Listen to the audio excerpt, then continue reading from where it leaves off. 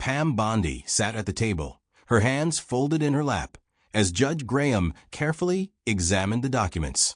The courtroom was silent, save for the faint hum of the air conditioner, which produced a monotonous, buzzing sound.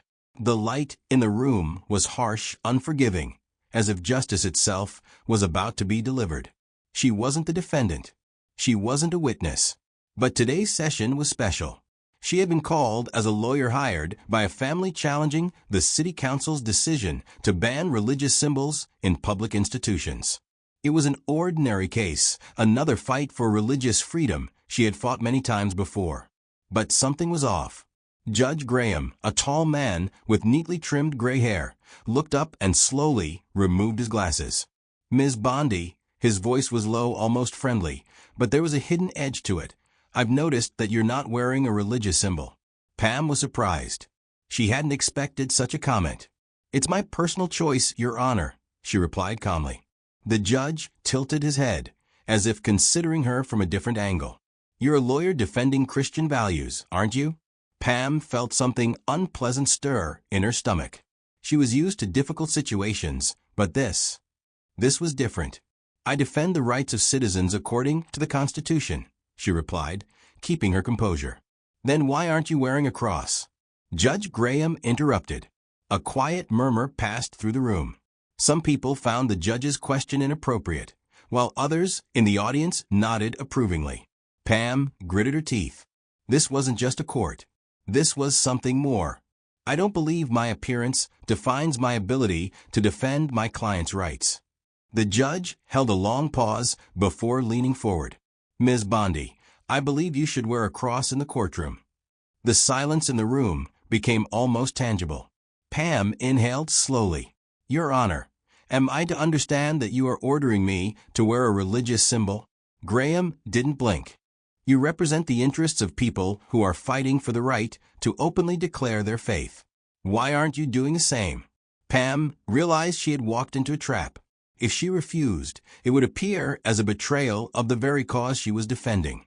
If she agreed, she would acknowledge the court's right to dictate such conditions. And she knew that everyone in the room was waiting for her response. "Your Honor," she said slowly, "freedom of religion also means the freedom to choose whether or not to publicly display one's faith." Graham pressed his lips together, as if weighing her words. "I still insist, Ms. Bondi. I have a cross for you." He nodded to the secretary, who pulled out a small velvet box. The room erupted in voices. Some supported the judge, while others angrily shouted across the room. Pam felt her throat tighten. It was a trap with no easy way out. And she had to make a decision right then and there. Pam stared at the small velvet box in the judge's hands.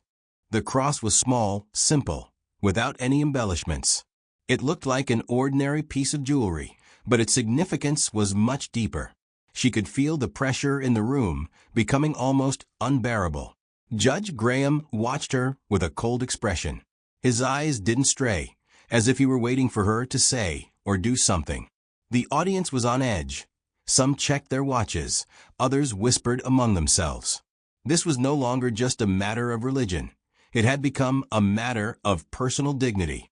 Pam took a deep breath and tried to calm her heart, which was beating faster than usual. She decided not to act impulsively.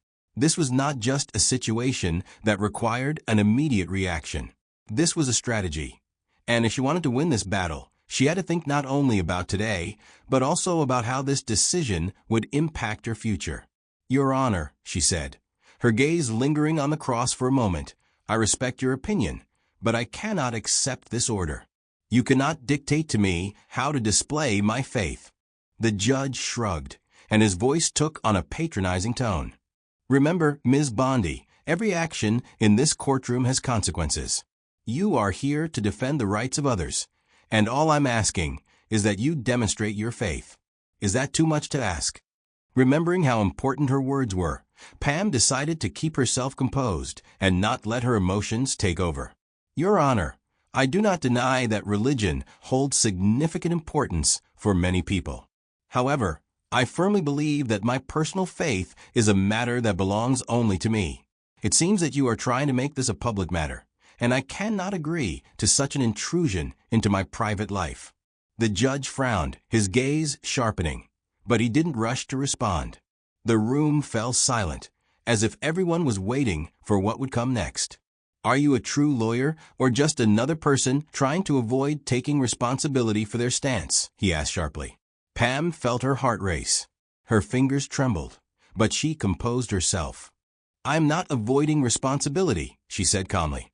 "I am simply asking you to respect my rights. I am committed to my work, committed to defending the rights of others, and my faith should not be used as a political tool." Whispers began to stir in the room. Some agreed with her words, while others began expressing their disapproval. The room quickly split into two camps. But the judge didn't give her a chance to continue. He sharply placed the cross on the table in front of her. "This is not just about your faith, Ms. Bondi. This is about principles. If you want to defend people's rights, you must show that you support these principles in practice. You must set an example." And at that moment, Pam realized that the issue wasn't just about the cross. This was an attempt to put her in a difficult position, to force her to agree to something that had nothing to do with her beliefs. It was a battle for her professional reputation. "Your Honor, I respect your principles, but I believe that respecting other people's rights can be done without granting them excessive power over our personal beliefs. I am willing to continue my case without wearing this cross, and without compromising my beliefs." The judge fixed her with a stare, and a flash of anger seemed to cross his eyes. He paused, took a deep breath, and looked at the lawyer sitting next to Pam. "I will ask for your assistance in this matter," the judge said to the lawyer. "Have him review the existing documents. We need to know whether Ms. Bondi has the right to refrain from wearing religious symbols in this courtroom." This wasn't just a defeat, but also an opportunity. The cross had become a symbol of bigger changes. And Pam felt that she now faced a choice: to leave things as they were and accept the imposed decision, or to become a symbol of the fight for the rights and freedoms she had always defended. The end of this session was still far away, but Pam already knew that this would not be just another legal issue. This would be the moment that would define her future, and perhaps even the future of those who followed her. Pam felt her nerves stretch taut, like a string, as the judge slowly stood from his seat. Silence immediately fell over the courtroom as his footsteps echoed on the floor. He was tall and slim, with eyebrows resembling straight lines, signaling his sternness. His face was impenetrable now, but that didn't make her retreat. The judge turned to her lawyer, and, seemingly trying to maintain calm, said, "It's clear that we are dealing with a matter of personal conviction. But can we risk new principles when public safety is at stake? What if this situation leads to a wave of protests? Of course, you're defending your principles, but how will this affect public order?" Pam's lawyer, a young man named Tom, nervously adjusted his glasses and replied, slightly stammering, "Your Honor, unfortunately, we cannot deny someone the right to stand by their principles.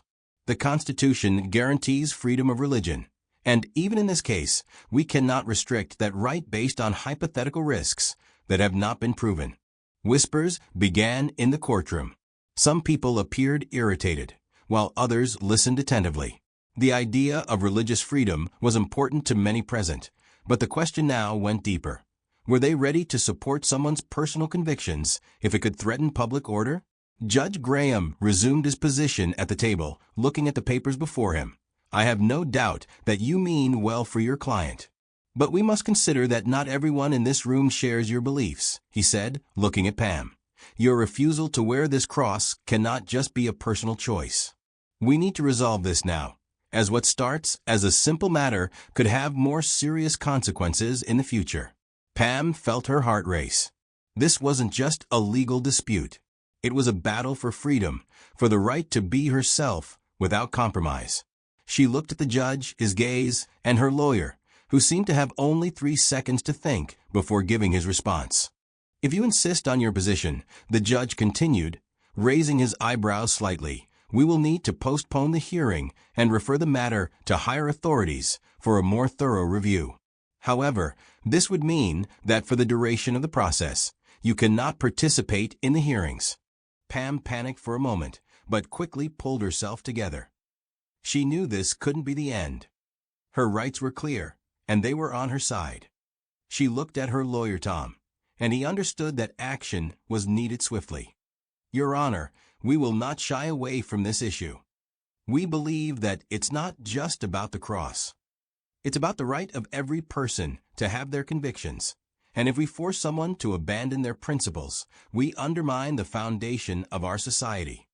You cannot allow this to set a precedent. Judge Graham looked at him, his gaze turning cold and piercing. We'll see whether your position warrants more attention, he replied. I will refer this to higher authorities. The proceedings were paused for a few minutes. The courtroom remained tense. The clock dragged on, but for a moment, it seemed like this moment decided everything. Pam understood that she needed to be prepared for anything. She had to not only win, but be ready for the consequences of her actions. And after a few minutes of silent waiting, the judge finally returned to the matter. I will make a statement. From now on, every judge in this room must consider the circumstances of this case when dealing with similar issues. Today's decision is not final, and we will try to resolve this matter at the higher authority level. Pam felt the tension ease slightly.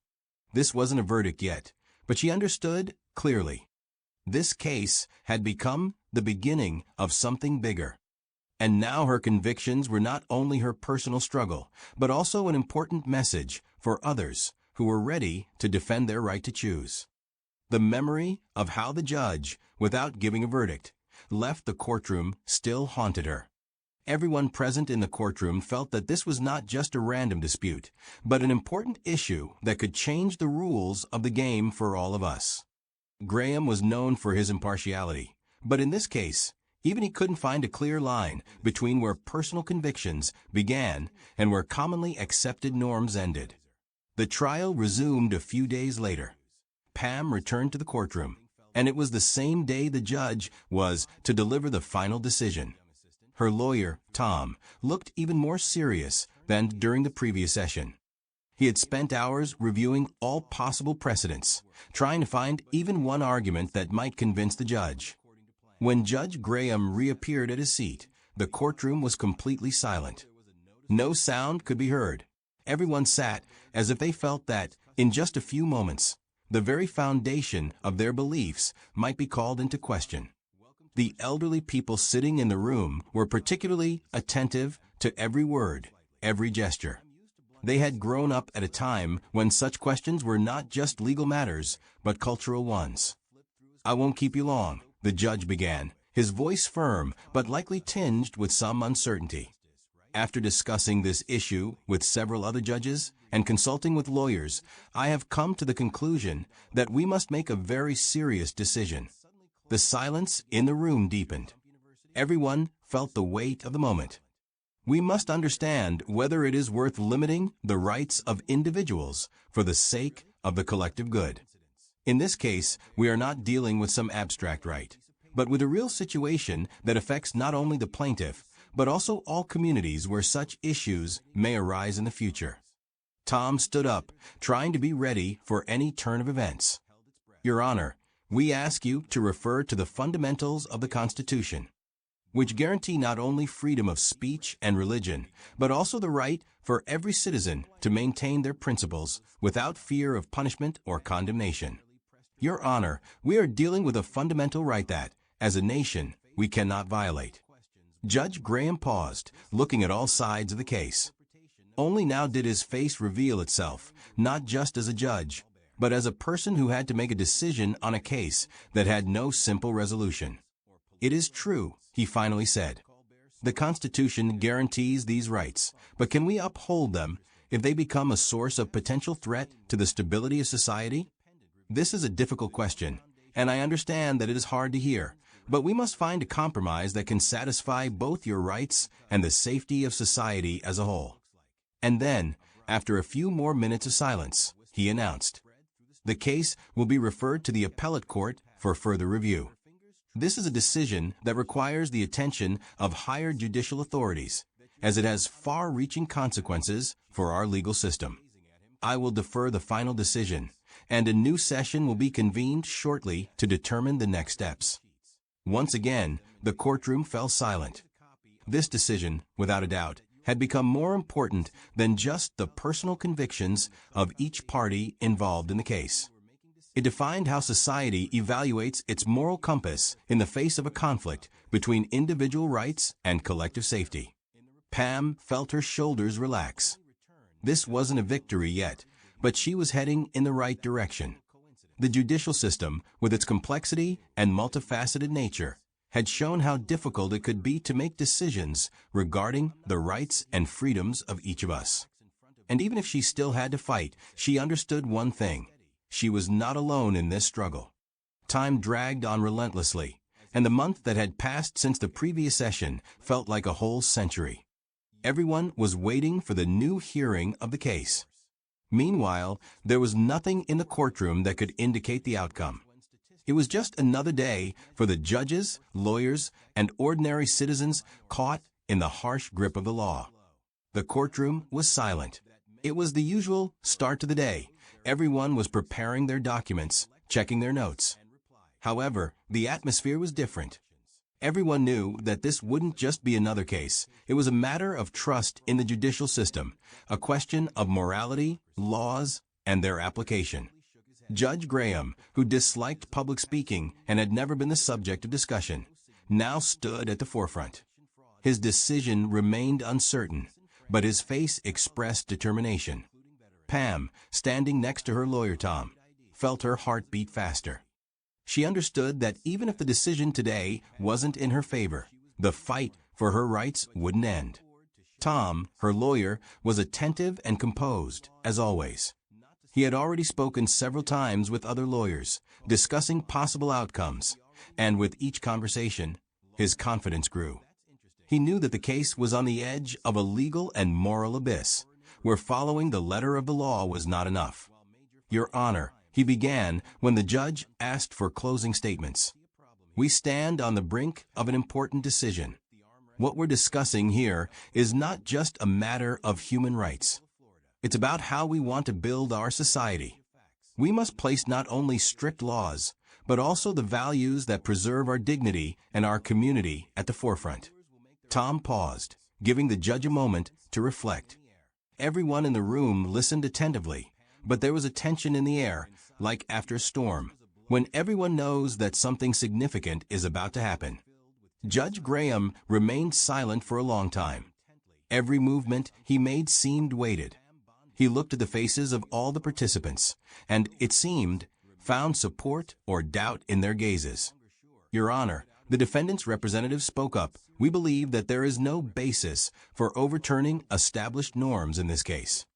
What we have here is nothing more than an attempt to undermine the traditional values that have existed in our society for centuries. If we change the decision now, we risk undermining the very foundation of our legal system. There was little emotion on the judge's face, but his eyes seemed to reveal the heavy decision he had to make. Meanwhile, people in the room began to whisper. Everyone was waiting to see what he would do.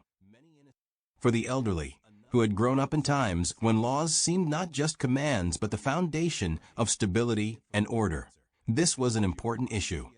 Were they ready for changes that would affect their lives? The judge took a breath and slowly began to speak. This is not an easy case. It concerns not only human rights, but also what we, as a society, are willing to allow ourselves. That's why I will refer this decision to the Supreme Court. He paused, but not just like that. I believe that this matter must be addressed at the national level, and therefore we must consider all potential consequences. The courtroom fell silent. Those sitting on the benches began to murmur. Pam wiped sweat from her brow. She understood that the case she had brought to court would now be evaluated not only within the walls of this courtroom, but across the entire country. Judge Graham, silently studying the reaction, announced, I believe this decision could change a lot in our society. We live in a country where everyone has a right to their place, and this case will set an example for future generations. He raised his hand, signaling to the court secretary. I declare a break for several days, after which a decision will be made to refer the case to the Supreme Court. The room remained quiet, and Pam felt the weight of this moment on her soul. She knew the case wasn't won, but it was another step toward victory. Several weeks passed, and although the Supreme Court's decision had not yet been made, the weight of the case still hung in the air. For Pam, it was a difficult time, and she couldn't calm herself. Every time she entered her office, glanced at her reflection in the mirror, she saw herself as someone who would never be the same again. Her life had changed, and all that was left was to wait for the verdict. Tom, her lawyer, remained her main support. With each session, he prepared new arguments, new compelling facts for the Supreme Court. And although they both understood that winning the case wouldn't be easy, hope never left them. They both knew that this was more than just a legal fight. It was a battle for what the future would look like. During this time, public discussions surrounding justice and equality were gaining momentum, and it became the subject of national debates. Newspapers, news, social media. Pam's story was everywhere. Her case became a symbol for many who saw change. For others, it was just another subtext for how to maintain stability in the country. And then, after numerous delayed hearings, the moment arrived. The Supreme Court announced its decision. The warmth in the courtroom no longer felt so heavy, but the nervousness grew with every passing second. When the judge stepped up to the podium, everyone sighed simultaneously, as if ready for the verdict. He began. Pam Clark brought a case before this court that made us all reflect on justice and morality in our country. This case turned out to be very complex, and its consequences will touch many. But I want to emphasize that even with the existing doubts, we must prioritize what is just and right in this world. We all live in the same country, and as a judge, I see that even the most difficult decisions must be made considering all the changes that are happening. The judge paused here. Everyone in the room held their breath. The case of Pam Clark has been brought to court, but we have decided that her case is not only a matter for this court. It is an issue for society as a whole, and we are placing it before the public for discussion through a referendum. The room stood still. The case had not been decided here and now, but it was no longer a defeat. It was a new opportunity, a chance for the entire country to discuss how we live and how we want to live. Pam felt hope stir in her heart. This result was not the end. It was the beginning of a new chapter. Now the decision didn't belong to her alone. It had become everyone's matter, anyone who wanted change. Everyone left the courtroom, talking, thinking that this moment was an important step in the process of change. Of course, there were those who doubted, and those who were glad. But for Pam, it was a moment of realization that the fight doesn't stop, it only changes. And now, this fight would become part of history. As Pam stepped out of the courtroom, she stood on the stairs, and it felt as though the world had stopped. But that was only temporary. We are all part of something bigger. And even when decisions are not easy, they resonate in people's hearts, giving the opportunity to change the future.